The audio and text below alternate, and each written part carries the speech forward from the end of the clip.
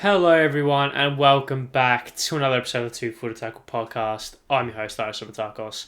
We're back again, episode 4, season 3. Hello and welcome. Hope everyone's well. Hope everyone has enjoyed their week since we last spoke. A week. Keep saying weekend, but no, it's week. It's definitely been 7 days. It will always be 7 days. A lot has happened, of course, over the 7 days since we last spoken, which I was going to do an emergency podcast. For those who were keen on Twitter, you saw that I tweeted that I was going to do an emergency podcast. But I got hung up at work, unfortunately, and I did not have the time. And by the time I did have time, there was no point. We're just going to wait. So I turned to, like, Saturday afternoon. I was like, I could record an emergency podcast now, but there's no point. This is going to go out Tuesday anyway, and I'm going to record Monday. So it is what it is. I didn't have time to do an emergency podcast, which I was quite sad about, but we'll speak on the Tillies and everything that is.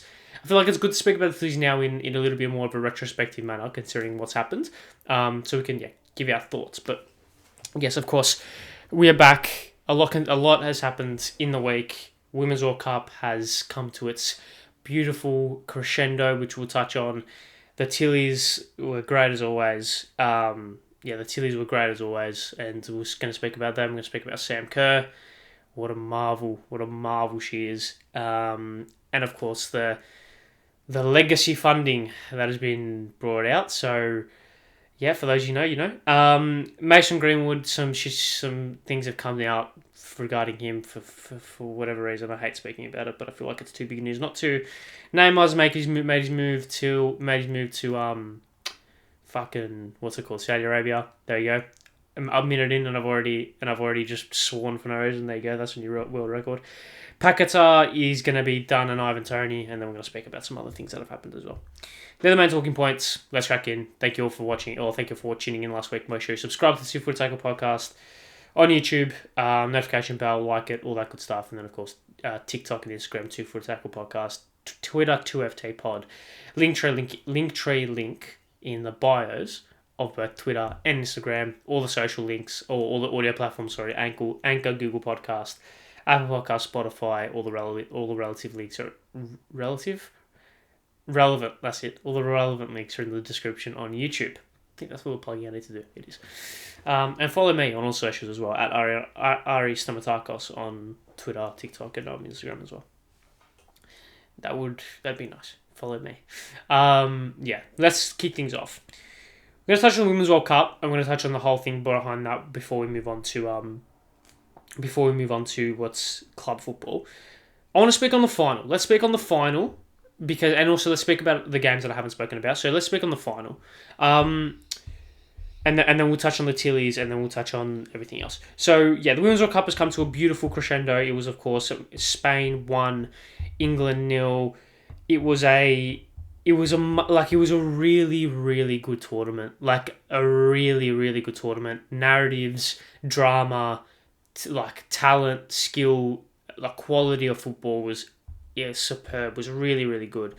Of course it was 1-0 Spain. A pretty good goal halfway through the first quarter. Olga. First name Hermoso Olga? Is that just Olga, so she's like Xavi. Olga with a great finish, just before the half-hour mark, bottom corner, left-footed bottom corner, far corner, I'm pretty sure it was. Gave Spain the lead, and they held on. Dodgy penalty decision, which probably shouldn't have stood and probably should have been retaken, but it was, I think that cancel each other out. Probably shouldn't have stood. Penalty probably shouldn't have stood, and then it probably should have been retaken. So I guess it kind of evens itself out. But no, Spain held on, 1-0 win over England. And it was a final that was very typical of the whole tournament. It was a microcosm of the tournament in all its best ways. You had the drama, you had the narratives, you had an unbelievable level of quality. Like that World Cup final is one of the better football games I've ever watched in terms of quality. Like it was really, really, really good. And it symbolized the whole tournament. A tournament filled with drama, filled with narrative, filled with so many memorable moments and so much quality throughout. It was a really special couple of weeks and a really special night, especially if you're Spanish. Just so much. Obviously, the drama around Lauren James, whether or not she was going to start. the drummer Lauren James, whether or not she was going to start. That was obviously something that was a keen eye of a lot of people, or on the keen eye of a lot of people. She didn't start after her nightmarish moment against Nigeria, getting sent off and having an eerily similar moment to both David Beckham and Wayne Rooney, but the women were able to do what the boys couldn't and win a game on penalties. Obviously, England have won games on penalties, but you know what I mean. But no, it was a really interesting game. Of course, that game against Nigeria, Spain were able to fight through a very bullish Netherlands team, equalising the 91st minute in the quarterfinals, and then Spain scoring again in the 110th minute, which was insane. That game was mental. And fighting off a very valiant Sweden team, I should say. Just drama off the charts, drama. Olga scoring the winner in that game. She had an unbelievable tournament. Just a really exciting kind of finish to the World Cup, and it was just marvellous. Once again, just marvellous. Just simply marvellous. England got through Colombia, not convincingly, but got through. Obviously got through the Matildas, which we'll touch on got through the Matildas, which we'll touch on, and then beating Nigeria. It was magical, really magical kind of day, and just a magical day in terms of the night of the World Cup final, but also a magical month of football that this country has not seen in a long time. So I think we have to be grateful for it. We have to be grateful for it.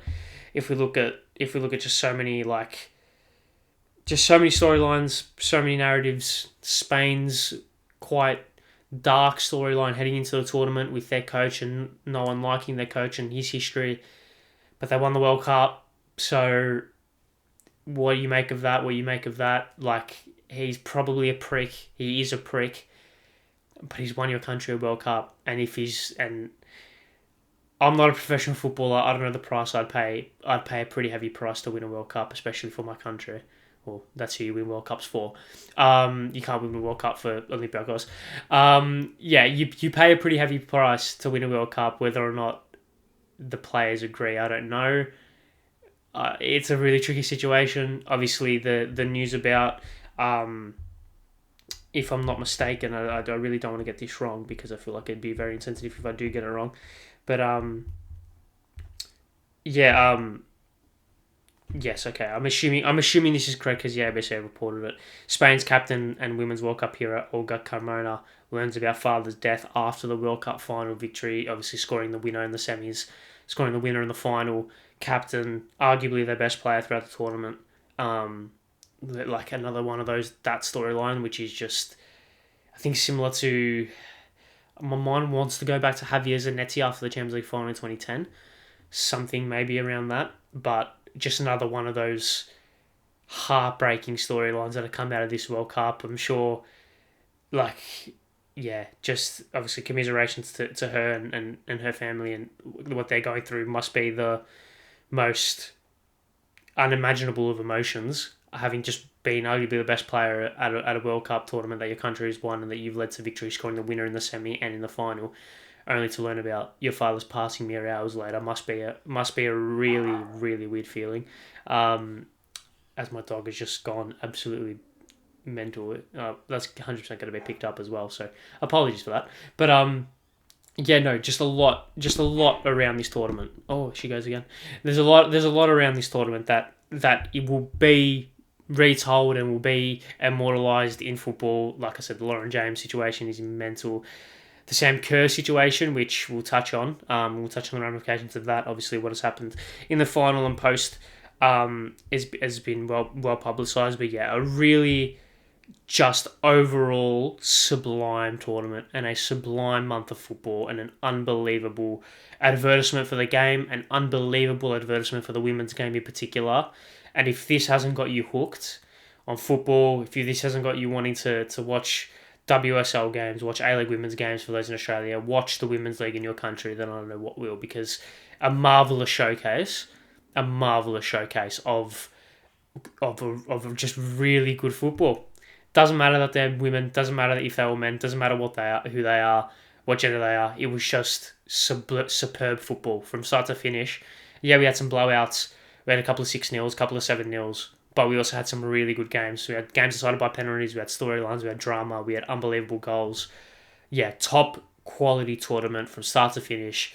Blown me away, surpassed all my expectations. I'll tell you that for free. And yeah, I feel grateful that I had the platform to speak about it. In a very limited way in the grand scheme of things, but I feel like it's good to document it. Yeah, really, really good tournament.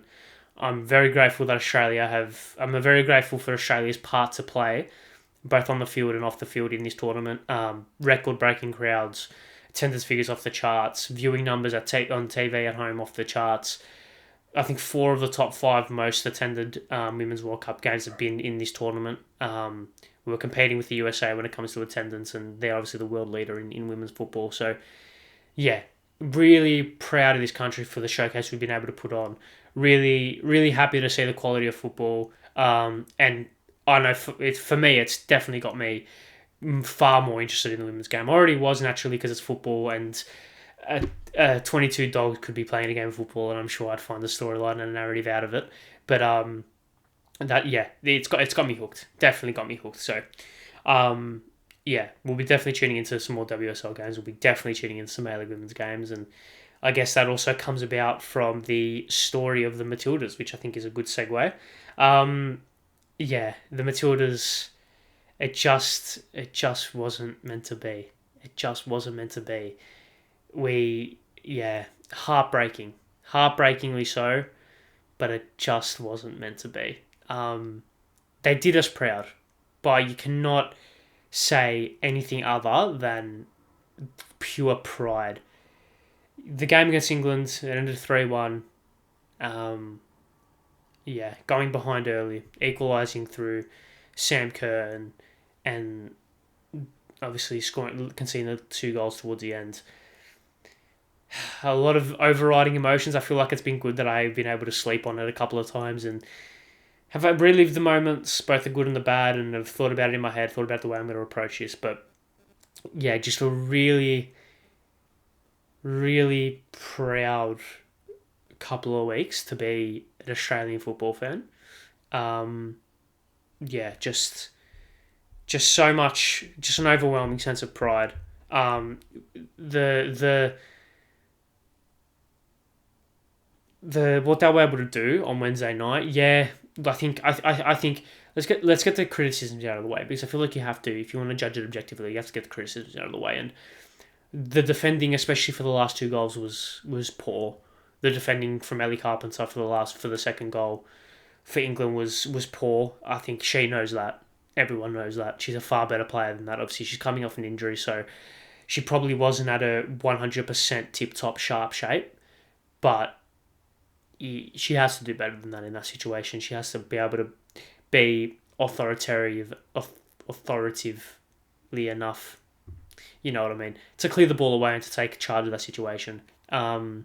The defending for the 3rd goal as well wasn't great. Allowing Rousseau that spacing behind is something that you don't want, and it's a quality finish. Mackenzie Arnold probably going to do whole lot better in that situation, but once again, England are a quality side. England are a great side. We saw that in the final. They went toe-to-toe with the best team in the world, in my opinion, in Spain. And they played some good football in parts in that game as well. So you can't really blame them. It was just one of those games where just England dominated. England had all the momentum. They were on the front foot. They were looking to press and play high, and that's what they did. And they did it to success, scoring a pretty good goal early on. We're dominating. We had to use the counter-attack. We did use the counter-attack very well. Yeah, maybe a little bit of individual brilliance helped us along the way, but we certainly put our flag in the ground and made a mark on the tournament and made a mark on that game through Sam Kerr's goal, which I'll speak about. But yeah, I want to speak about the positives. I want to speak about the positives before I speak about the negatives. The Matildas have just been captured the hearts of the nation. Absolutely captured the hearts of the nation. From what the discourse was at the start of the tournament to what it is now, what these girls have been able to do is nothing short of superb and magical. Like, they've captured 25 million hearts and have got them hooked on this tournament and riding every tackle, every pass, every shot. The scenes at the pub I was in on Wednesday night were insane. Like, I did not think in my wildest dreams that those scenes would be for a women's football game. Not in my wildest dreams, but I mean, that's what these girls have been able to do. That's what they've been able to do. That's how likable and how infectious the group is, and just how, like, I think it also speaks to the power of football. Like, I don't think any other I don't think any other sport in the world can capture the hearts of a nation like football can, and especially when you've got such a talented, likable, and galvanised squad like our Matildas were. It was the perfect storm to create something insane. The viewing figures were off the charts. 17 million people, 63% of the country watched the game on Wednesday night. Just an unbelievable, just so good, so good. I can't put it in any other way. Like the stories, the profiles that have come out of this tournament. Mary Fowler's profile has increased so much. Hayley Razzo, speaking about a player that has captured the hearts of the nation. Not many people knew who she was before the tournament, and her performances, the way she plays, her infectious football personality, this exciting, tricky, engaging winger has captured the hearts of the nation. Same with Caitlin Ford. Sam Kerr, we all know, is a national hero. She was before the tournament, and what she was able to do, which I'll speak on, is cements her legacy even more. Even Mackenzie Arnold, mate, like, Jesus, speak about becoming a national hero. From going to zero in the terms of not many people knowing who you are, to absolute hero, to back down to zero, to absolute hero in the space of about 10 minutes in that penalty shootout. One of those things, hey? I mean, yeah, Ellie Carpenter and Steph Catley, the combination at either fullback has been well documented. Steph Catley probably being a more high-profile name in the squad. Claire Hunt, Polkinghorne, Alana Kennedy, unfortunately, obviously didn't play the last 2 games through concussion, or what we have now known to be delayed concussion syndrome, or symptoms, I should say. Katrina Goring, Kaya Cooney-Cross in the middle. Once again, like, Kaya Cooney-Cross's stock has exploded. She was exceptional. So, 21 years old, I think she is.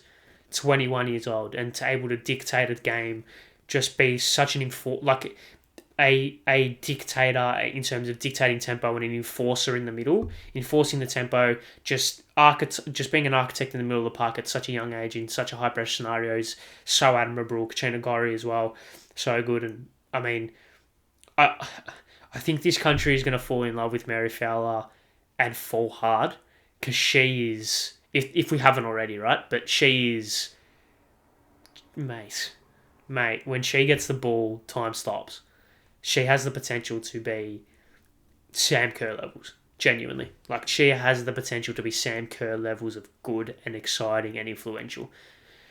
Yeah, just so much about the squad. I mean, if you want to talk about, making a name as an Australian hero, Courtney Vine, mate. Like, it's like we've had two moments in this World Cup that will go down in folklore. Vine's penalty and Kerr's goal, mate. Like, genuine folklore. Like, don't even try and discredit it in any sense of the word. Don't try and compare it. Don't try and compare it to Aloisi's penalty, because they all sit on the same pedestal. They all sit number one. It's not from those 3 moments.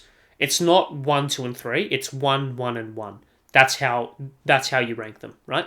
If you want to chuck Lecky's goal in there against Denmark, you probably can. If you want to chuck Cahill's goal against Netherlands in the 2014 World Cup, I would hear an argument out for it, considering just how good of a goal it was. But mate, like, it just wasn't meant to be, and it's such a shame, because it just wasn't meant to be. And I guess we have to do it the hard way. This country loves doing stuff the hard way. We can never just win. And yeah, it was a magical couple of weeks. Wasn't meant to be. in 4 years' time, while the hype won't be as big because it won't be our home tournament, and while the time differences may not allow people to get around it as much as what they were this year or this time around. Yeah, I really hope in 4 years' time we can experience this again. World Cup qualifiers coming. Olympics qualifiers coming up. The Olympics, the women's football in the Olympics is far bigger than the men's football. So, we saw Mary Fowler made her name in the Olympics a couple of years ago, right, with that goal against England. So, hopefully we can do one better than what we did, and obviously back to back fourth place finishes in back to back major tournaments. Pretty disappointing. The Asian Cup came before. So two out of our last three tournaments have ended in fourth place finishes. Hopefully we can do one better at the Olympics next time around, and the Asian Cup as well, which was disappointing, but this World Cup disappointing. This World Cup disappointing, but also not. Like, disappointing the way that it ended, but so memorable. So memorable. Just, maybe not perfect, because if it was perfect, we would have won it. As close to perfect as you can get without making the final. I don't think we would have won the final, even if we'd got there. Spain are just ridiculous. Like, Spain are so good, man. Fucking hell. They're insane. Like, they were so good. And we looked knackered in the third place playoff anyway. We looked spent. Playing the same team for 7 games in a row probably doesn't help that. A lot of question marks have to go over Toney for that. He needs to be criticised for his decision-making, especially when it comes to rotation of players throughout the tournament. Needs to be criticised in terms of the tactics as well, because on Wednesday night we did a lot of watching football instead of playing football, which was quite disappointing. But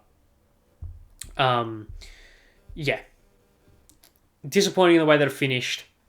Memorable and impactful in all the right ways. The legacy that this will leave behind for so many young girls, so many young boys, for so many young sports fans is immeasurable.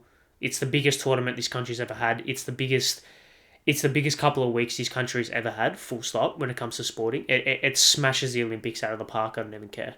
The Olympics aren't even comparable. The legacy that this will leave is just stupid. Like, stupid. It's insane, right? And we had the moments.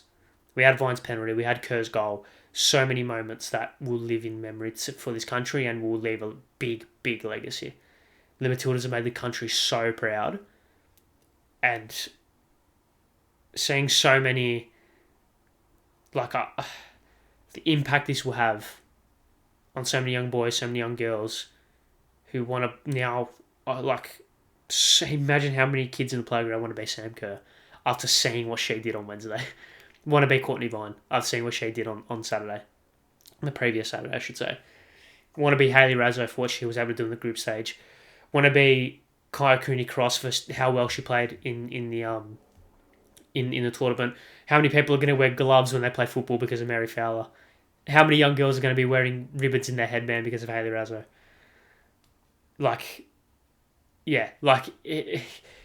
The character of this squad as well.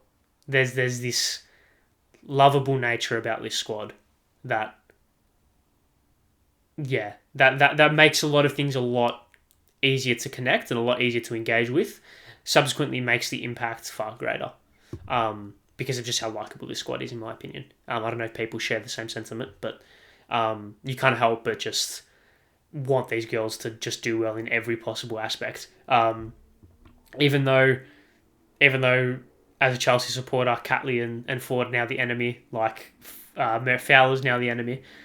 It's similar to Postecoglou. Postecoglou was able to capture my heart to the point where even as a Chelsea supporter, when Spurs win, there's 5% of me that's really happy. Similarly, even as a Chelsea supporter, when if Arsenal beat Chelsea in the WSL, there's going to be 3% of me that's like, yeah, at least Caitlin and Steph did well. So there you go. yeah, unbelievable 2 weeks, unbelievable tournament, and it was crowned by the best goal, the most important goal this country has seen in a long time.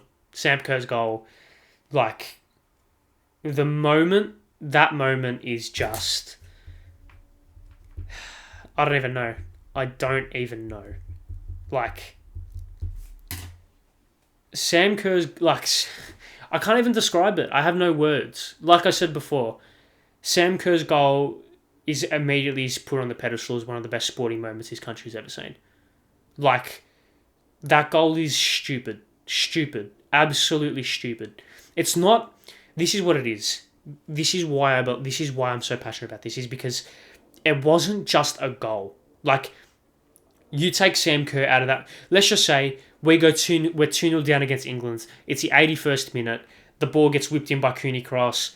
It's a goal-mouth scramble and Claire Hunt just taps it over the line, right? Great moment. Unbelievable scenes. Delirium.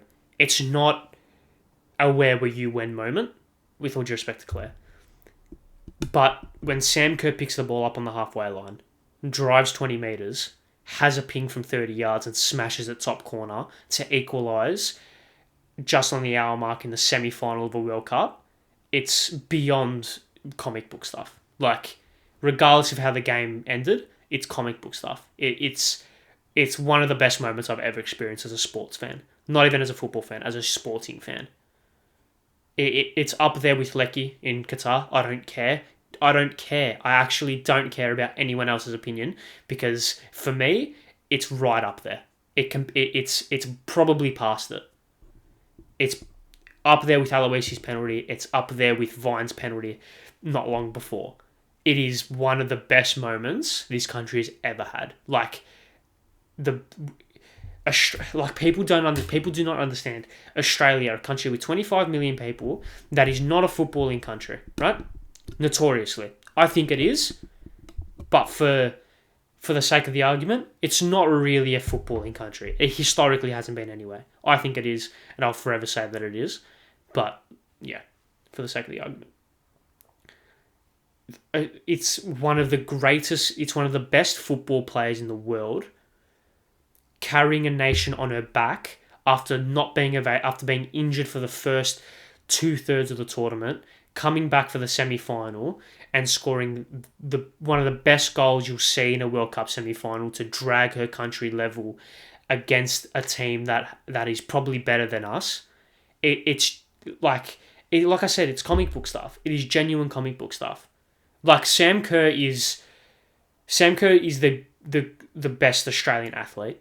Like, she's the best Australian athlete currently active, and I'm a massive UFC fan. Alexander Volkanovski is a freak.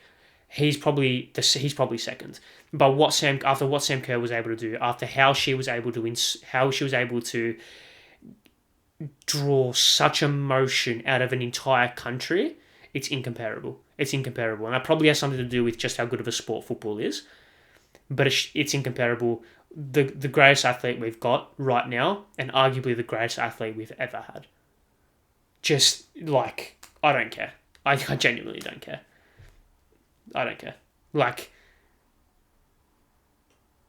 with all due respect, if you hold a differing opinion, or if maybe not a differing opinion, because I'll be willing to argue, but if you don't think Sam Kerr, if you don't think Sam Kerr's goal against England is in the top 3 sporting moments his country's ever had, and if you don't think Sam Kerr is in the top 3 athletes this country's ever had and top 2 athletes currently active, I personally don't care about your opinion, because your opinion's wrong. I just want to get that out there. You don't have to say Sam Kerr's the best thing since sliced bread, like I'm saying. You can at least acknowledge that she's up there, right? Because people have differing opinions, of course. But yeah, I just can't believe that goal. I can't believe she did that. The fucking cojones on her to pick the ball up from 50 fucking yards out and be like, you know what, fuck this. I know I've got Caitlin Ford in acres of space to my left. I don't give a shit. I'm going to take the ball, run 20 metres, ping it from 30 yards, and it's going to go top bins, and I'm going to drag this country level. Unbelievable. Unbelievable. Just magical stuff. Like, genuine magical stuff.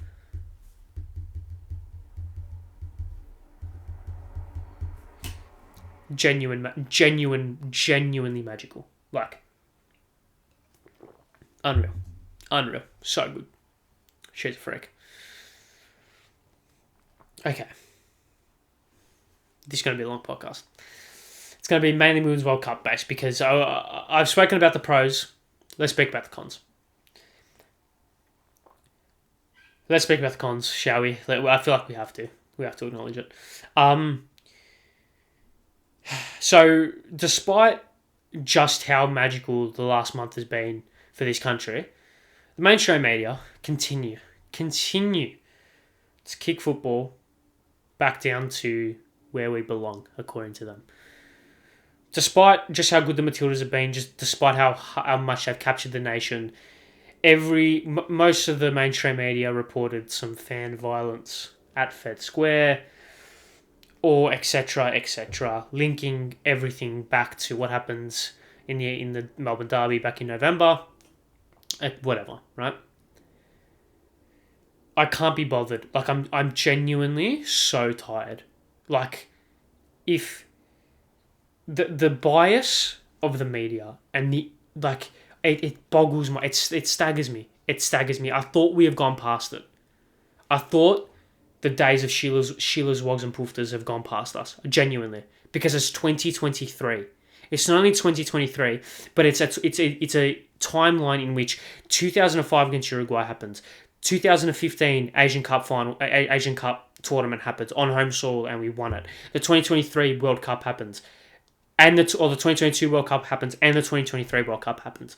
We're in a timeline where these four significant cultural events in this country, not sporting, cultural events have happened relating with football, and yet we're still in a timeline where football is treated like a third-tier sport like it was 25, 30 years ago.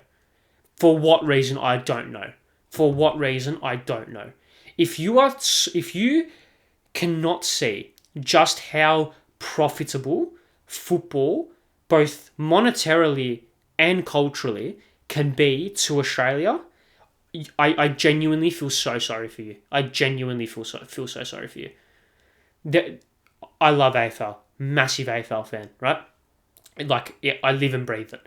But if you cannot see just how beautiful football is, the storylines, the drama, the characters, and if you can't see just how profitable it will be if it was, I'm not saying number one sport, because I know the conservative nature of this country will never let that happen. But if it's not continuously punched in the face at every available opportunity, if you can't see just how profitable it could be if that wasn't the case, I feel so sorry for you. I genuinely feel so sorry for you. Because you're blinded by a bias, or you're blinded by naivety or ignorance, one of the three. Because there is no rational person, there is no rational sports fan in Australia that can look at the scenes in 2005, can look at the scenes in 2015, 2022 and 2023 and be like, okay, there's something here. Let's capitalize.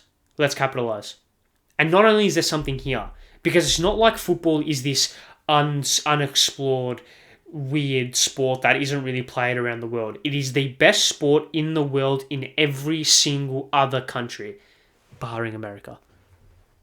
So it's not like we're telling you this foreign concept that has never been tried before. The proof's in the pudding, man. The proof is in the pudding. Every other country on the planet Earth, barring America, has football as a number one sport and thrives with it. Why can't it be us? Once again, I'm not saying it needs to be number one. I'm just saying it cannot be punched in the face again, because it's continuously being punched in the face and it hurts, right? I just can't be bothered, right? It's a fight that Johnny Warren fought for so long. It's a fight that Les Murray fought for so long, right? Amongst so many other people, and it's a fight that I'm trying to fight. I'm playing a very small part. I'm like that. I'm like an archer at the back of 450,000 far more courageous and brave soldiers, just with a bow and arrow over the back, just shooting having pot shots. That's my influence in all this, but I'm still trying to play a part. I just can't be bothered anymore, because it's beyond the point of me. It's beyond the point of me trying to explain. It's now, I feel pity. I feel genuine pity for those who still say, "Oh, but we only care about it because of the World Cup. Oh, look at the A-League crowds. Oh, the quality shit." I feel so much pity on those people. I feel so much pity, because you're so naive. You're so ignorant. And it's not your fault. You don't know any better. That's fine. You've been brainwashed. It's fine. You've been brainwashed by the mainstream media, whose bias on two accounts, two reasons for the bias, have forced this agenda and have forced this sabotage. I get it. You've been brainwashed. It's not your fault. It's fine. But if you can't open your eyes and see just how good this sport is, if you're choosing to go against it, purposefully and consciously choosing to go against it, you're a lost cause, unfortunately.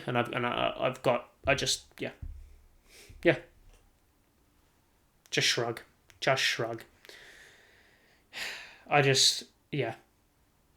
Just ultimate. It's happened again.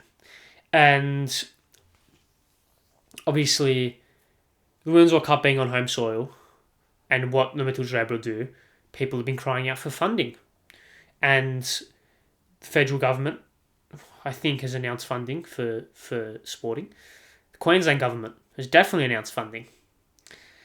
Now, if I was to use this example, right?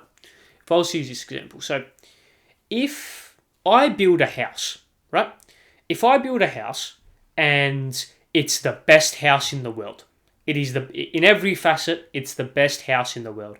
Everything's perfect, everything's exceptional, and the housing market and the tourism and the profit margins for the country have gone exponentially higher because of my house that I built, right?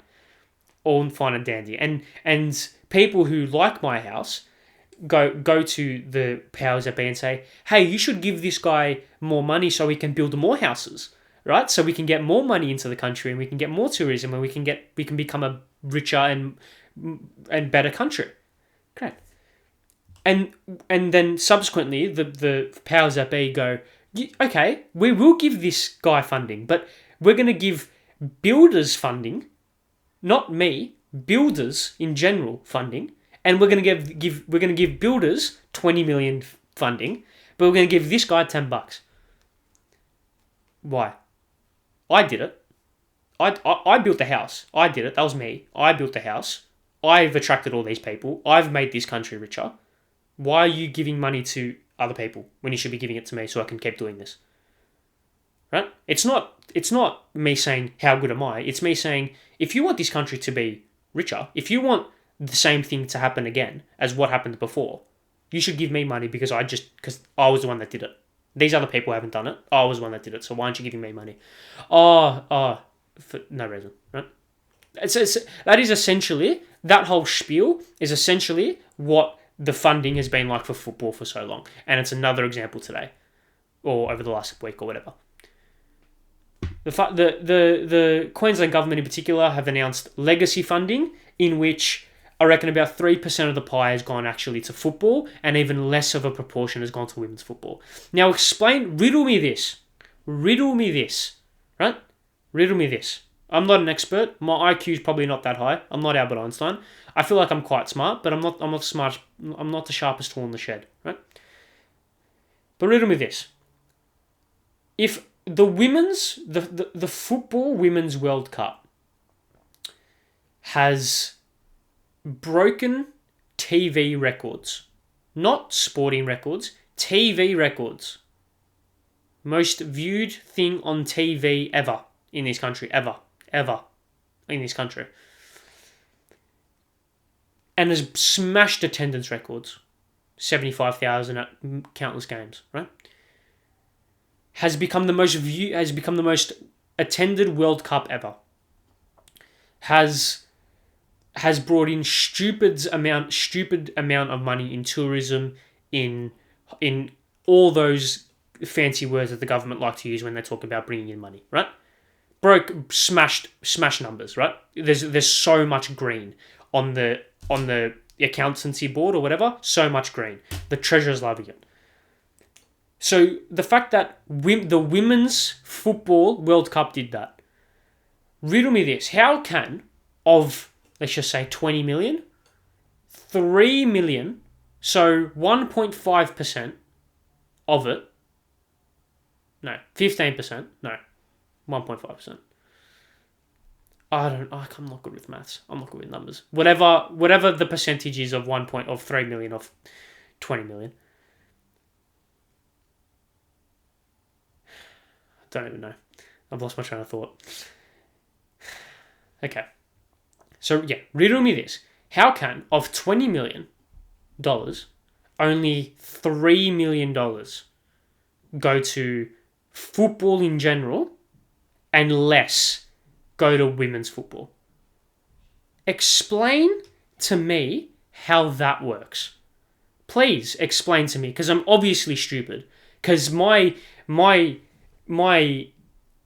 adolescent brain obviously can't compute governments and how they work and what their priorities are, because I'm an idiot, apparently. I'm stupid. You can literally lie to my face and punch me in the gut, and I'm just going to be here and say, like, okay, yeah, that's fair enough. Because that's how apparently it works. Apparently. The government are a disgrace. The government are a flat-out disgrace, and it's nothing new. It's absolutely nothing new. Not surprised by it in the slightest. This is what should have happened. If the government set aside $20 million for funding post this Women's World Cup, it should have gone to 20 million should have gone to football, and at least 17 million should have gone to women's football.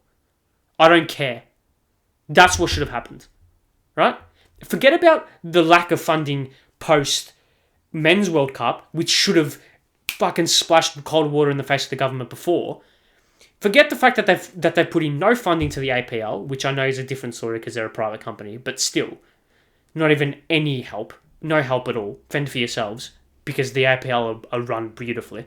The business practices by the APL are top notch, so go fend for yourself. Fucking whatever. The fact that 3 million, man, 3 million, or whatever it was. I don't even know if it was 3, but it definitely wasn't anywhere near enough, which is the problem.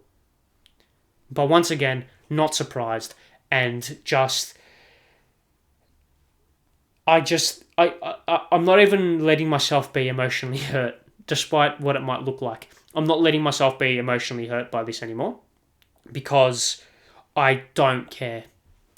Plain and simple, I don't give a fuck anymore, because the government aren't going to open their eyes. The mainstream media aren't going to open their eyes. The only people that are rational and the only people that actually have half a brain when it comes to football in this country are football fans and rational sporting fans. And they're the people that I want to listen to. They're the people I want to engage with. And they're the people whose emotions I share with and whose emotions I care about.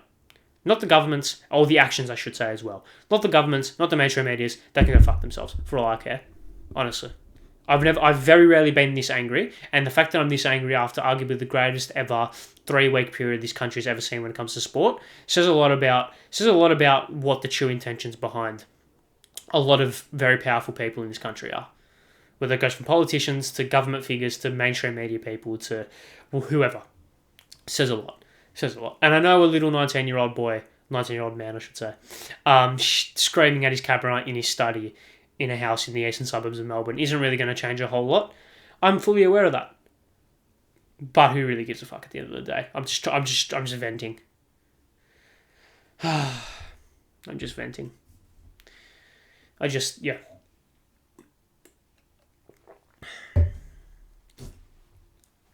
It's literally to the point where it's shrug, essentially. It's what it is.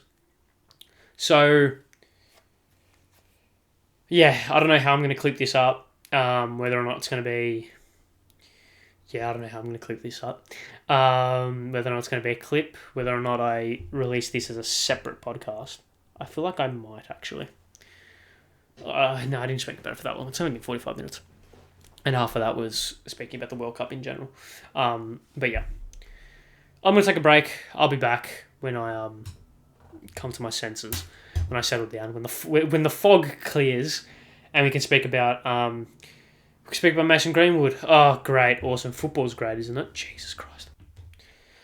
Okay, we're back, and I've gone from yelling. I'm going to go from yelling about the Australian government not giving funding to football to a sex pest being potentially brought back to one of the biggest clubs in the world. Awesome, sick, great, brilliant, lovely, unreal. So obviously I'm referring to Mason Greenwood. Funnily enough, this was like one of the very first big talking points we spoke about on this podcast. Spoke about it with Pommy and Oz back in the day. It was like 16 months ago. Pretty weird. Anyways, Manchester United are spitting in the face of every single woman that's ever lived by potentially bringing back Mason Greenwood, and in doing so, in the most cowardice and I don't even know what way possible, right? Let's get facts clear, right? Let's get facts clear before I start. Mason Greenwood was not found guilty. In a court of law, he's not guilty. However, just because you are not guilty does not mean you are innocent, right? So many, like, you can be found not guilty on the absolute slightest technicalities with overwhelming evidence to proving that you've done it, but because it's not beyond the reasonable doubt, or because other technicalities, meaning that it cannot be a full trial. Hence why so many people get off as not guilty. We've seen the proof, we've seen the videos, we've seen the photos, we've heard the voice note. We've seen the transcripts. It's Mason Greenwood in that video. Mason Greenwood did what he did. Everyone knows it. Everyone on the planet knows it. And what he did is unforgivable. Like, unforgivable, right? And especially when his job, or the job that he wants to return to, is so high profile. I'm all for second chances, right? Mason Greenwood fucked up, right? Of the grandest proportion, right? Like, the unbelievably, like, the proportion in which he fucked up is astronomical. I'm not saying he should never work again. I'm not saying that he should not live a healthy life again. What I'm saying is that the job that he wants to return to is so high profile, and he would be idolized by so many people. You cannot have done what you've done and continue to be in a position where so many young, influential, or impressionable people can be influenced by you, and be idolized by you. Right? Plain and simple. The way Manchester United are going about this is disgraceful, right? Wanting to consult their women's team, right? You don't. Why are you doing? Does the men's team not have any moral compass? Does Andre Onana not have a moral compass? Does Garnacho not have a moral compass? Does Bruno Fernandes not have a moral compass? Harry Maguire? Do none of them turn around and be like, yeah, Mason, what you did was pretty fucked up. I don't really want to share a dressing room with you, bro. Have none of the male players said that? And if so, if they haven't, then that's an indictment on the club, right, and the culture. But also United going on about evaluating external parties to see if they'd be hostile or supportive, and then coming out and saying a domestic abuse, a fight against domestic abuse charity would be hostile towards their decision to bring back Mason Greenwood. No fucking shit. This is Manchester United we're talking about doing this shit, right? Mason Greenwood should never step foot on a Premier League pitch again. He should never step foot on a professional football pitch again. I'm not saying he should never work again. I'm not saying he shouldn't make a living again. He cannot be in a position where he can be idolized by so many impressionable people after what he's done. He cannot step on a Premier League pitch again. He cannot step on a professional football pitch again. And he needs to be removed from the public sphere and the public eye immediately, as soon as possible. Manchester United need to come out and be like, we're not integrating him back into the squad. We are seeing his contract out. We're seeing his contract out his contract will not be renewed. He'll be released at the end of his contract, and we will not be re-signing him. And every single other professional sporting club in the world needs to do that. I don't care if you're Wickham and you're battling relegation and Mason Greenwood turns to you and be like, I'll play for free. I don't care. Have a moral compass. Think about so many people who have been in Harry Robson, I think is her name, in her position and have suffered what she has suffered. Think about those victims and think about what message you're sending to them. I don't care that Mason Greenwood and his partner are back together and have a kid on the way. I don't care. If you are genuinely using that as an excuse for him to return, you have zero idea about the fundamentals of relationships and what manipulation and Stockholm Syndrome can cause, right? Flat out. So I don't want to hear your opinion because it's wrong. I really don't want to speak about this for any longer because I think it's a bullshit fucking talking point that I think needs to be spoken about because of how high profile it is, but I don't think I should give it any more time. Mason Greenwood's a prick, should never step foot on a professional football pitch again, and Manchester United need to take a long hard look at themselves about how they're doing this. Because the standard of proof or the standard of proof was not strong enough to prove Mason Greenwood guilty beyond reasonable doubt due to various reasons. However, the standard of proof for Manchester United to be like, Mason, was this you in the video? Yes, it was. Okay, goodbye. You're not playing for us again. It's not that hard. It's really not that hard. Anyways, let's move on. Speak about another player who... I say another player. It's not like that. Let's move on. Full stop. Enter. New paragraph. Neymar. Neymar has gone to Saudi Arabia, which is just awesome. Awesome stuff. Sorry, what?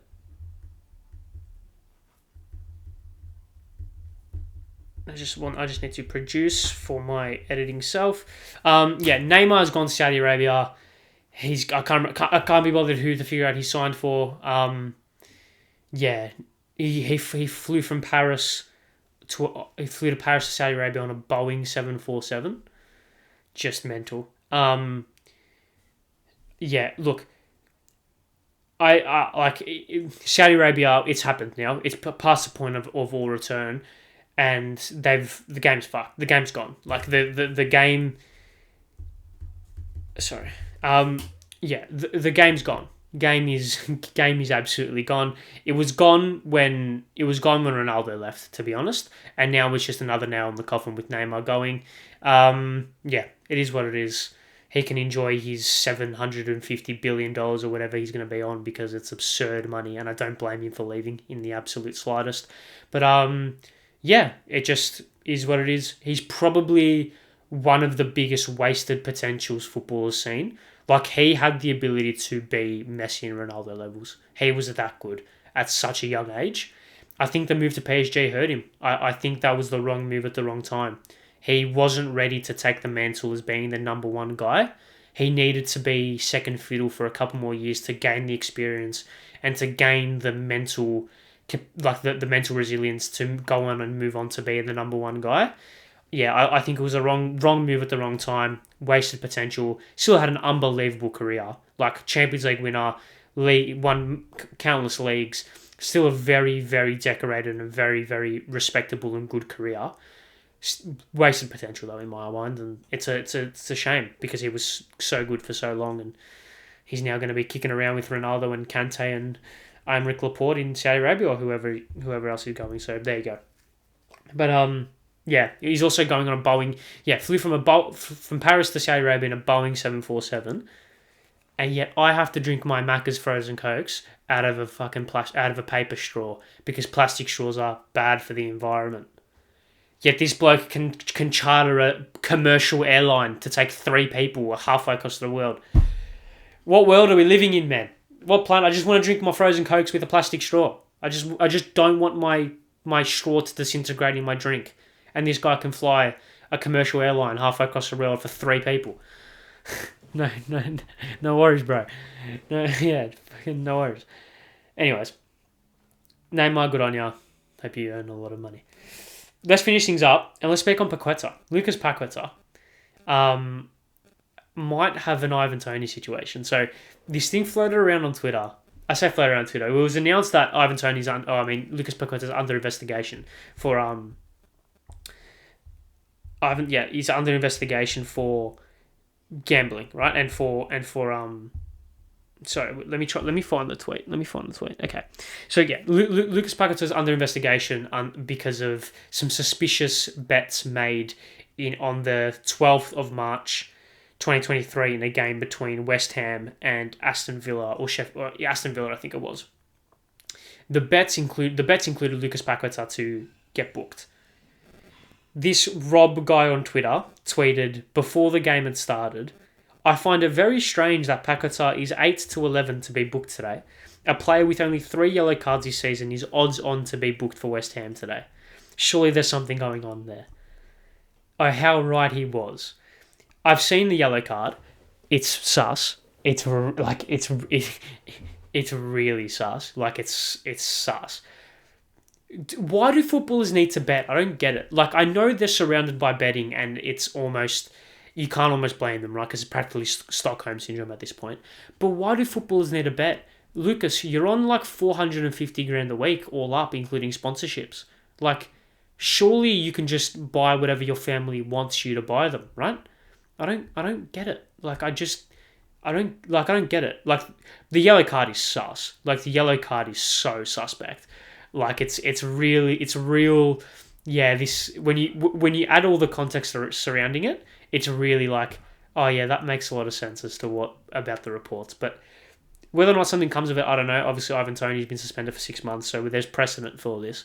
But yeah, just we're 2 weeks into the season, and stupidness like this has already happened. How good? But no, there you go. That's wrapping things up, finishing things up, under an hour. I said that these podcasts are going to be shorter. They will be shorter now that I don't have to speak about the Chili's and I don't have to speak about the Women's World Cup because that takes up a lot of my time. But yes, thank you very much for watching another episode of the 2 Foot Tackle Podcast. Thank you all very much for sticking around. Make sure you subscribe to the 2 Foot Tackle Podcast on YouTube. Apologies for the dog in the background. She's been restless. She's been at home all day. I've been at work. Brother's been at work. Mum's been at work. So the dog's been by herself. So she's a bit restless. But yeah, that's okay. I don't know why that information is now out there, but there you go. Yeah, thank you very much for watching another episode of the 2 Foot Tackle Podcast. Stick around. Thank you for sticking around. If you have, make sure you subscribe, like it, notification bell so you don't miss any episodes or any clips. TikTok, Instagram, 2 Foot Tackle Podcast, Twitter, 2FTPod, Linktree link in both the bios of Twitter and Instagram for all your 2 Foot Tackle podcasting needs.